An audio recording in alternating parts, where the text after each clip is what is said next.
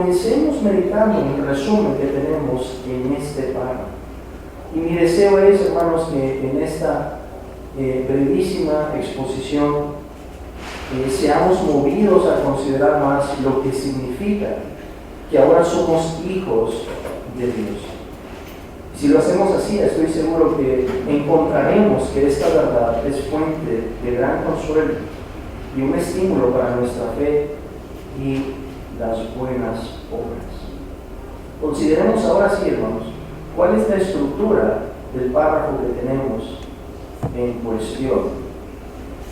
Y yo les decía al principio que hay un detalle en la traducción, quizás por eso sonó diferente a lo que algunos de ustedes tienen en su confesión allí. Pero como les decía, creo que es algo que le hace justicia al verbo que aparece en inglés allí, que es un verbo muy antiguo, cuando se nos dice aquí que Dios se digna en conceder de buena gana, y lo que nos concede es un enorme privilegio. Lo primero que encontramos en este párrafo, hermanos, es la relación que tiene, o el vínculo que tiene el capítulo 12 con el capítulo 11. Capítulo 11 habíamos terminado de hablar de la justificación por medio de la fe, y así es que comienza este párrafo diciéndonos a todos aquellos que son justificados. Ahorita vamos a ver un poco más esa relación. En segundo lugar, después de esa relación encontramos propiamente la gracia de la adopción, que va desde el momento en que se nos dice Dios se dignó hasta que se nos dice hacerlos partícipes de la gracia de la adopción. Y en tercer lugar, lo que encontramos aquí después de eso son los beneficios que se derivan de esa adopción. Lo que comienza diciéndonos por la cual son incluidos en el número de los hijos de Dios, y concluye hasta el final de este párrafo. Pensemos entonces, en primer lugar, cuál es la relación que existe entre la adopción y la justificación. El párrafo comienza diciéndonos a todos aquellos que son justificados. La manera entonces en que la confesión nos presenta la doctrina de la adopción es por medio de un nexo inquebrantable. No podemos separar esas dos doctrinas. Todos los que son justificados llegan a ser adoptados. Y esto, hermanos, tiene un orden lógico. La justificación precede a la adopción. Dios primeramente nos declara justos por medio de Cristo, y después es que los recibe por hijos. Ese sería el orden lógico. Imagínense las implicaciones de decir que Dios nos adopta antes de declararnos justos. Entonces, es natural que la confesión presente la doctrina de la adopción inmediatamente después de la doctrina de la justificación. En segundo lugar, hermanos, vemos la gracia de la adopción, que es el tema de este párrafo. La confesión nos dice: Dios se dignó conceder de buena gana en su único Hijo Jesucristo, y por causa de él, el enorme privilegio de hacerlos partícipes de la gracia de la adopción. Y en primer lugar, la manera en que presenta la confesión esta realidad es como una gracia. ¿Qué quiere decir eso? Que es algo conferido por el puro favor de Dios. No es algo que nosotros hayamos podido ganar, un privilegio que nosotros hayamos conquistado con nuestra obediencia. Es lo que Cristo, hermanos, obtiene para nosotros, y por eso es una gracia, es una de las dádivas de Dios para nosotros. Además vemos que es una adopción cristocéntrica, porque no podemos hacer referencia a la doctrina de la adopción sin hablar también del Hijo. Dios se dignó, dice el párrafo, conceder de buena gana en su único Hijo Jesucristo, y por causa de él. Esa preposición en su único Hijo Jesucristo nos traslada, hermanos, a la unión con Cristo. Es en la unión con Cristo que recibimos la justificación, es en unión con Cristo que somos santificados, es en unión con Cristo también que somos adoptados en su único Hijo Jesucristo, y por causa de Él, ese lenguaje de la confesión, por causa de esa obediencia, por causa de lo que Él ganó para nosotros, que nos hace también herederos de esta gracia. Además, la confesión lo presenta aquí como un enorme privilegio. Y los dos textos a los que se nos remite son, en primer lugar, la carta a los Efesios, capítulo 1, en donde vemos ese carácter cristocéntrico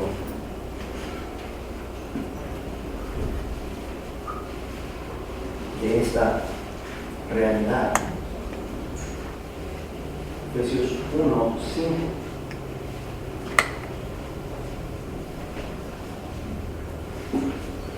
Hablando acerca de Dios y Padre, como dice en el versículo 3, que nos ha bendecido con toda bendición espiritual en los lugares celestiales en Cristo, se nos explica más, hermanos, el propósito que Dios tenía en mente en la obra de la redención. Se nos dice en el versículo 5, en amor, habiéndonos predestinado para ser adoptados hijos suyos por medio de Jesucristo, según el puro afecto de su voluntad.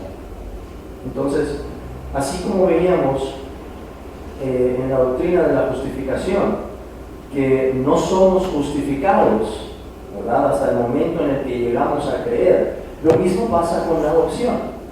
Pero el plan, hermanos, por el que íbamos a ser adoptados, nos dice el apóstol Pablo, ocurre desde antes de la fundación del mundo. Dios nos había predestinado ya para ser adoptados como hijos suyos. ¿Y cómo hace eso? Lo hace por medio de Jesucristo. De nueva cuenta, la unión que tenemos en Cristo. Pero además vemos en Gálatas, capítulo 4,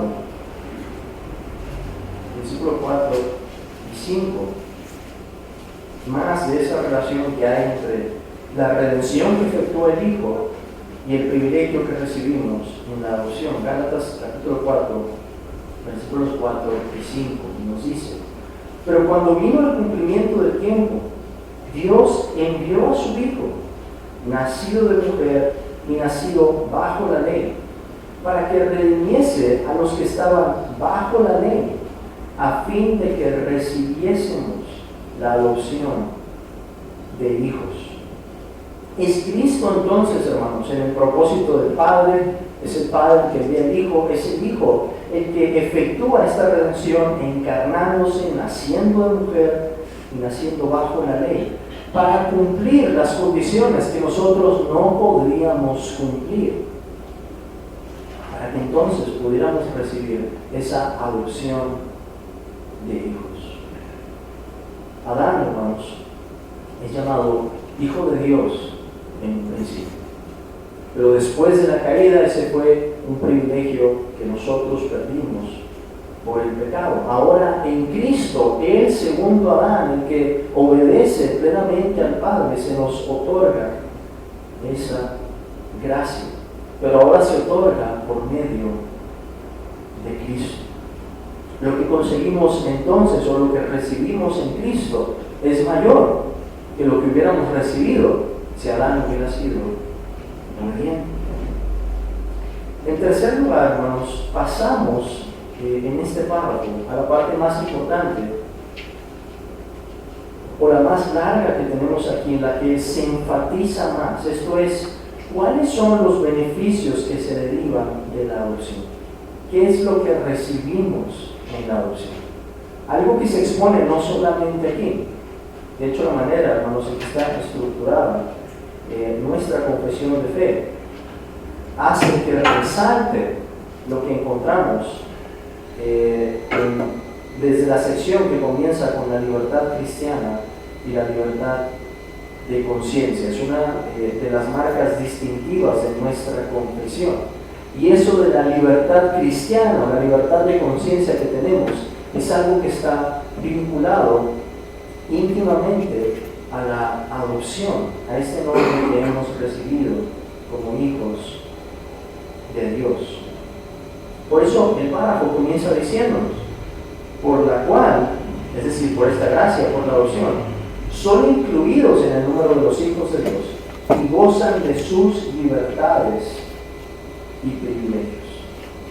Lo primero que tenemos entonces, o el primer beneficio, es que se nos incluye en el número de los hijos de Dios. Y hay libertades y privilegios que corresponden a esto, que repito, no solamente se van a exponer en este párrafo, sino en algunos otros lugares de nuestra confesión.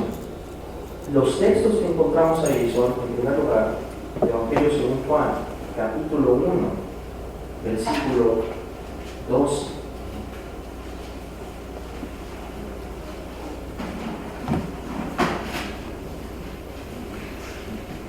Capítulo 1, versículo 12.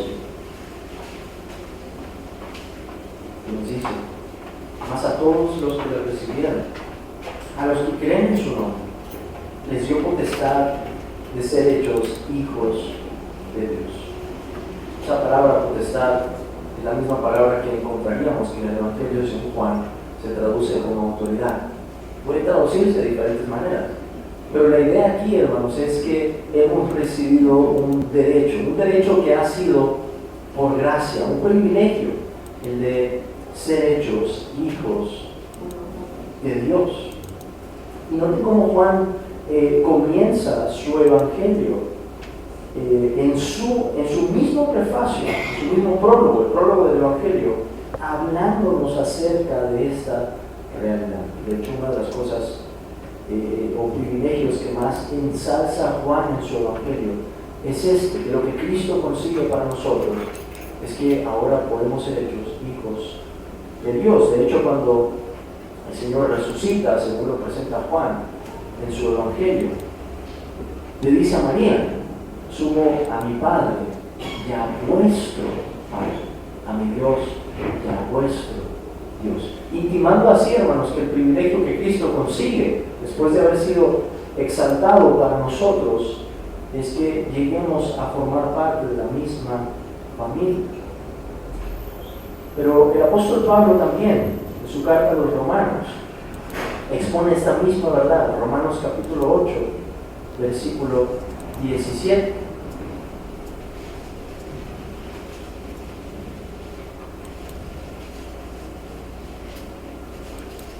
Romanos 8, 17. No sé si Pablo. Y si hijos, también herederos, herederos de Dios y coherederos con Cristo, si es que padecemos juntamente con Él, para que juntamente con Él seamos glorificados. Noten, hermanos, cómo es la doctrina de la adopción lo que posibilita que ahora recibamos esta herencia. De tal manera que el apóstol nos llame coherederos con Cristo. Cristo lo recibe por su obediencia, nosotros lo recibimos por gracia, en unión con Él. Pero Pablo dice, como hijos hay que padecer para que después seamos glorificados. Nos identificamos entonces dentro de esta familia con la vida del Hijo, como lo hemos estado viendo en el Evangelio según Marcos. Pero además, el segundo beneficio que se nos menciona aquí es que el nombre de Dios ha sido escrito sobre nosotros. Y esto nos habla de la clase de intimidad con la que se expone este privilegio. Según a los Corintios, capítulo 6, según a los Corintios, capítulo 6, versículo 18.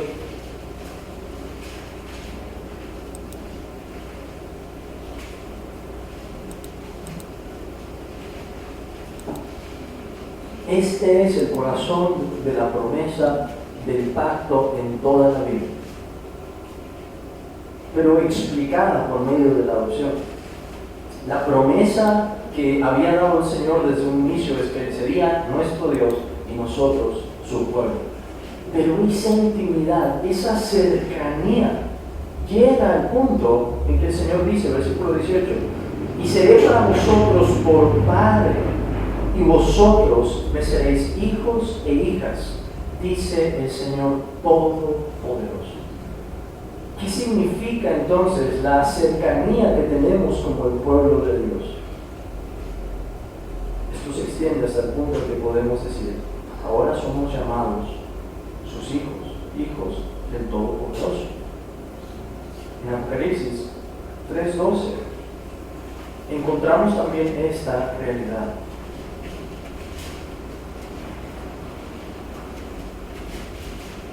Apocalipsis 3:12.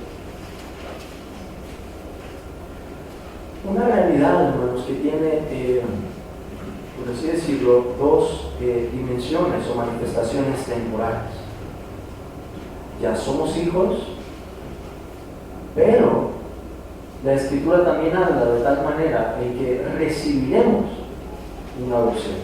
Por eso es que el apóstol Juan puede decir en su primera carta, en el capítulo 3, que aún no se ha manifestado lo que hemos de ser. Es decir, estamos viendo algo de esa realidad ya, pero aún no vemos su plena consumación. Y eso es lo que encontramos en Apocalipsis 3:12, con la siguiente promesa de parte de Cristo: al que venciere, yo lo haré columna en el templo de mi Dios, y nunca más saldrá de él. Y escribiré sobre él el nombre de mi Dios, y el nombre de la ciudad de mi Dios, la nueva Jerusalén, la cual desciende del cielo de mi Dios, y mi nombre nuevo. Noten ese énfasis, hermanos, que hace Cristo hablando acerca del Padre. Mi Dios, mi Dios, mi Dios. Es decir, Cristo, hermanos, está diciendo que nos va a dar acceso a una intimidad que hasta el día de hoy solamente Él goza con el Padre. Porque el Padre es también su Dios. Entonces, ¿con qué palabras podríamos describir ese privilegio? Y hermanos, ¿cuál es el consuelo que esto produce? Recuerden que Apocalipsis es escrito a iglesias que estaban siendo perseguidas. Y la idea es que este tipo de promesas son las que deberían capacitarnos para perseverar hasta el fin. El saber que ya gozamos tal intimidad con Dios y que la gozaremos de una manera indescriptible. Además de eso, nos dice la confesión, recibimos el espíritu de adopción. Romanos, capítulo 8, versículo 15. El espíritu de adopción, que aquí se distingue de la adopción. O sea, es por la adopción que recibimos el espíritu de adopción. Romanos 8:15 nos dice: pues no habéis recibido el espíritu de esclavitud para estar otra vez en temor, sino que habéis recibido el espíritu de adopción, por el cual clamamos, Abba, Padre. Es decir, el privilegio que gozamos en el nuevo pacto no es lo que encontramos en la ley, es algo que es distinto.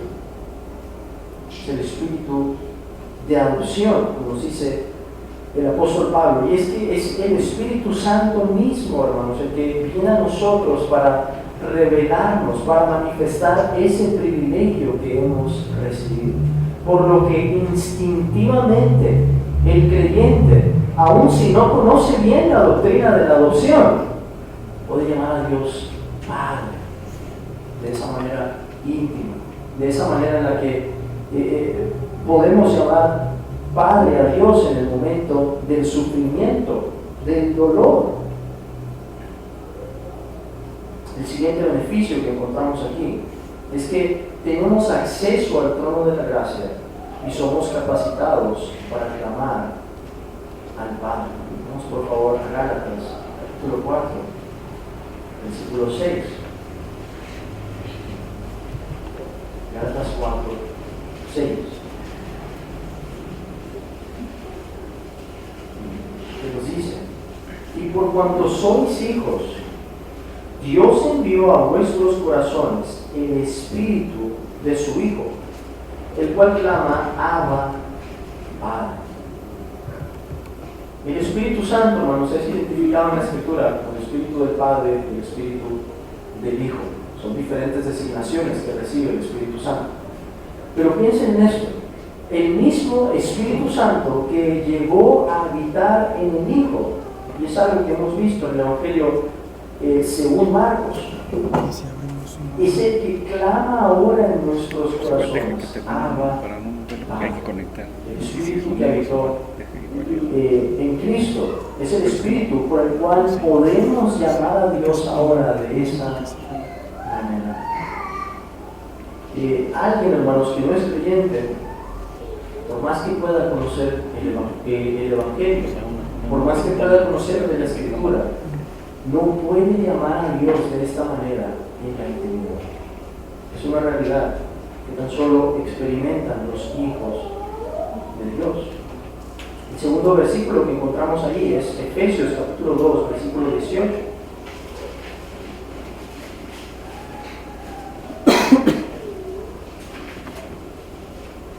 Hablando acerca de Cristo, el apóstol nos dice, porque por medio de Él, los unos y los otros tenemos entrada por un mismo Espíritu al Padre. Y aquí está algo de la distinción que tenemos de los privilegios como creyentes en el Nuevo Testamento. El autor de la carta a los Hebreos nos dice que el Espíritu estaba dando a entender con la división entre el lugar santo y el lugar santísimo que aún no se había manifestado el camino por el que entraríamos al lugar santísimo. Y ese velo que hacía división entre esos dos lugares, el autor de los Hebreos lo identifica como la carne de Cristo. Esa carne que fue rasgada por su sacrificio en la cruz es lo que nos da ahora entrada al lugar santísimo. Y eso es un privilegio, hermanos, diferente que recibimos en el Nuevo Testamento. Acercarnos con confianza, saber que vamos a ser recibidos ante el trono de la gracia. Ustedes recordarán que cuando Esther quería acercarse al rey, ella sabía que había una ley. Si el rey extendía el báculo, iba a haber misericordia. Si el rey no lo extendía, iba a haber muerte. Pues esa no es la manera en que nosotros nos acercamos, hermanos. Nosotros sabemos que de ese trono el báculo se va a extender y que eso es por medio de Cristo. Tenemos esa seguridad, esa certeza, ¿no?, de recibir tal misericordia. Además, la confesión nos dice, y resumo aquí solo para mencionarlo, somos objetos de compasión. El Padre se compadece de nosotros, se acuerda de que somos polvo. El Padre nos protege, tenemos esa fuerte confianza en el Padre. Él es nuestra torre fuerte, Él es nuestra esperanza. Se nos provee como hijos. El apóstol Pedro dice que podemos echar toda nuestra ansiedad sobre Él. ¿Por qué? Porque Él tiene cuidado de nosotros.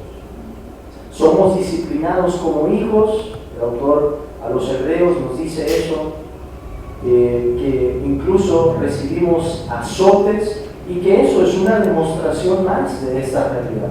La disciplina de Dios es demostración de que hemos sido adoptados. Nunca somos desechados por Él. Se nos menciona en Isaías 54, en las Lamentaciones 3:31, en que el Señor, después de anunciar a Israel los juicios, les dice, vamos a ir rápidamente.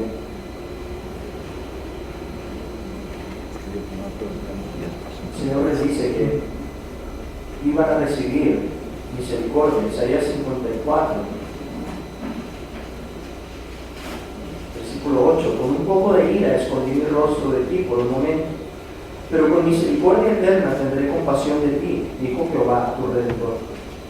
Porque esto me será como en los días de Noé, cuando juré que nunca más las aguas de Noé pasarían sobre la tierra. Así he jurado que no me enojaré contra ti, ni te reñiré. Esto es parte de las promesas que recibimos en el nuevo pacto. Además, estamos sellados para el día de la redención. Nos dice la confesión, el Espíritu es las arras ahora de nuestra herencia, lo que nos asegura que vamos a recibir la vida eterna. Y por último, la confesión termina diciéndonos que heredamos las promesas y la salvación. Tanto así que nos dice el autor a los Hebreos, que los ángeles sirven a los hijos de Dios para este propósito. Hebreos capítulo 1, versículo 14. Hablando acerca de los ángeles, nos dice: ¿no son todos estos espíritus ministradores enviados para servicio a favor de los que serán herederos de la salvación? Entonces, hermanos, recibimos incluso un privilegio que los ángeles mismos no gozan. Es cierto, los ángeles son completamente puros, son perfectos en pureza, en santidad, gozan de una cercanía especial con Dios, pero ellos no son llamados hijos como nosotros. Ellos no son adoptados por medio de Cristo como nosotros. Esto es un privilegio que Dios reservó para su pueblo, para los que ponen su confianza en el Señor Jesucristo.